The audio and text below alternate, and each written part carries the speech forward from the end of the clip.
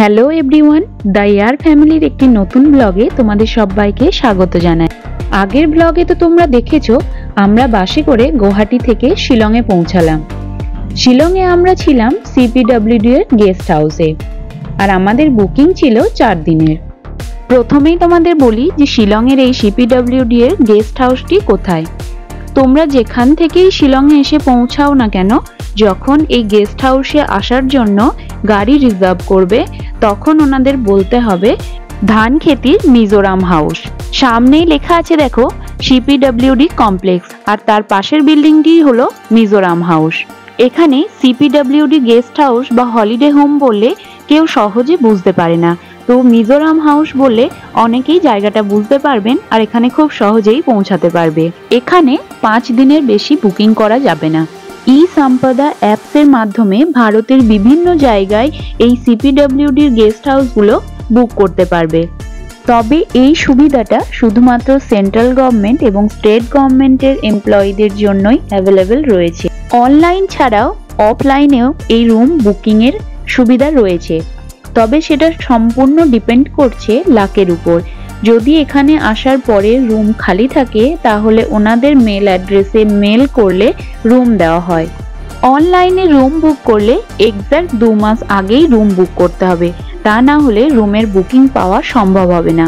CPWD এর এই কমপ্লেক্সটা খুব সুন্দরভাবে সাজানো রয়েছে, আর মেন গেট থেকে সামনে কিছুটা এগিয়ে এলেই রয়েছে এই সিপিডব্লিউডি এর গেস্ট হাউসটা। এটা হলো গেস্ট হাউসের ফ্রন্ট এরিয়া। এদিক দিয়েও যাতায়াতের ব্যবস্থা রয়েছে, আবার গেস্ট হাউসের ব্যাক সাইড দিয়েও যাতায়াতের ব্যবস্থা রয়েছে। প্রথমেই রয়েছে রিসেপশন।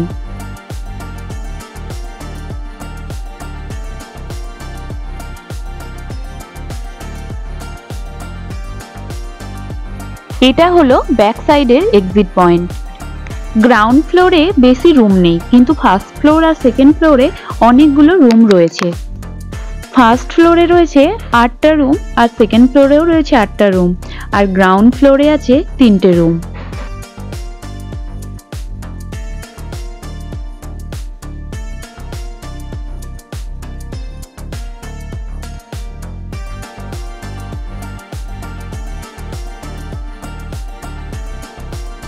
আমাদের রুমটা ছিল গ্রাউন্ড ফ্লোরে, আর রুম নাম্বার ছিল G3। আমাদের রুমটা কেমন ছিল চলো সেটা একটু ঘুরে দেখাই। এটা হলো আমাদের ঘরের মেন দরজাটা, আর তার পাশে দেখো একটা ঘড়ি রয়েছে, আর ঘড়ির নিচে রয়েছে 2টো চেয়ার। চেয়ারের সামনে রয়েছে একটা টেবিল, আর দেখতেই পাচ্ছ লাইট ফ্যান সবকিছুই ঠিকঠাক রয়েছে। আর এখানে রয়েছে একটা বেড। বেডের পাশে একটা ছোট টেবিল রয়েছে, তার পাশে রয়েছে চার্জিং পয়েন্ট, সামনে রয়েছে একটা বড় জানালা, আর তার পাশে রয়েছে একটা দরজা।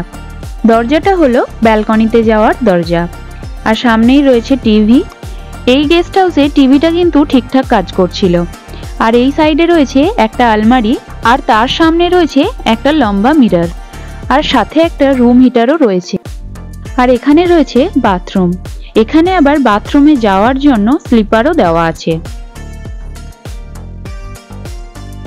আর এটা হলো বাথরুমটা। সামনেই রয়েছে ওয়াশ বেসিন। গিজার থেকে শুরু করে সমস্ত কিছুই এখানে রয়েছে। বাথরুমে যাওয়ার স্লিপার থেকে শুরু করে হ্যান্ড ওয়াশ, সাবান, টাওয়েল, স্টুল সমস্ত কিছু অ্যারেঞ্জমেন্ট এখানে খুব ভালোভাবেই করা আছে।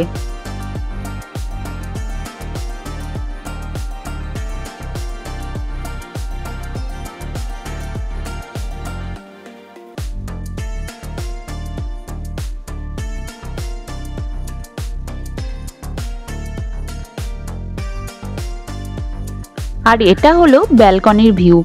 ব্যালকনিটা খুব একটা বড় ছিল না, বেশ ছোট মতোই ছিল, কিন্তু ব্যালকনি থেকে বাইরের ভিউটা কিন্তু অসাধারণ ছিল। রুমটা গ্রাউন্ড ফ্লোরে ছিল। এই রুমটা যদি ফার্স্ট ফ্লোর বা সেকেন্ড ফ্লোরে থাকতো তাহলে বাইরেটা আরো খুব ভালোভাবে দেখা যেত।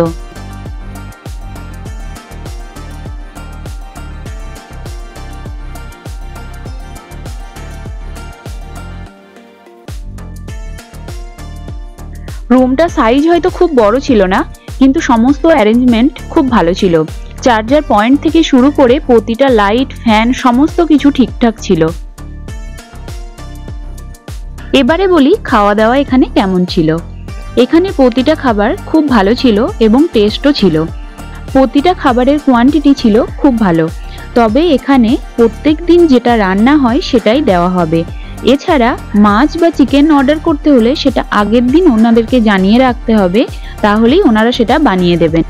প্রথম দিনের লাঞ্চ মেনুতেই ছিল বাঁধাকপির তরকারি, ডাল আর একটা মিক্সড ভেজ টাইপের সবজি, আর সাথে পাঁপড়, স্যালাড, আর আমরা একটা ডিমের অমলেট এক্সট্রা অর্ডার করেছিলাম। থালিতে শুধুমাত্র ভাত, ডাল, 2 রকমের সবজি, স্যালাড আর পাঁপড় থাকবে। এছাড়া ডিম, মাছ, মাংস কিছু নিতে হলে সেটা এক্সট্রা অর্ডার দিতে হবে। সন্ধেবেলায় কফি, চা, স্ন্যাক্স অর্ডার করতে পারেন। আর রাত্রে ডিনারে রুটি, ভাত, সবজি, ডাল সমস্ত কিছুই থাকবে। তারপর দিন ব্রেকফাস্টে ছিল পুরি, সবজি, আর আমরা ডিম অমলেটটা আলাদা অর্ডার করেছিলাম। আর সাথে ছিল চা। চা কিন্তু ব্রেকফাস্টের প্লেটের সঙ্গে অ্যাড হবে না, এটা এক্সট্রা। আর 1 কাপ চায়ের দাম ছিল 10 টাকা করে। তবে ঘুরতে যাওয়ার জন্য সব দিন সমানভাবে লাঞ্চ বা ব্রেকফাস্ট করতে পারছিলাম না। আর তারপরের দিন ব্রেকফাস্টে ছিল ইডলি, সাথে নারকেলের চাটনি আর সাম্বার। আর একদিন রাত্রে আমরা অর্ডার করেছিলাম চিকেন, সাথে ভাত, রুটি, সবজি তো থাকছেই, চিকেনটা এক্সট্রা অর্ডার করতে হয়েছিল। এখানে খাবারের টেস্টও খুব ভালো, আবার প্রতিটা স্টাফের ব্যবহারও খুব ভালো ছিল।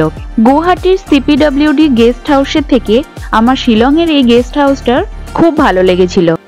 আমি এর আগে গুয়াহাটি হলিডে হোমের একটা ভিডিও আপলোড করেছি, তোমরা চাইলে চেক করে নিতে পারো। ডেসক্রিপশনে আমি তার লিংক দিয়ে দেবো।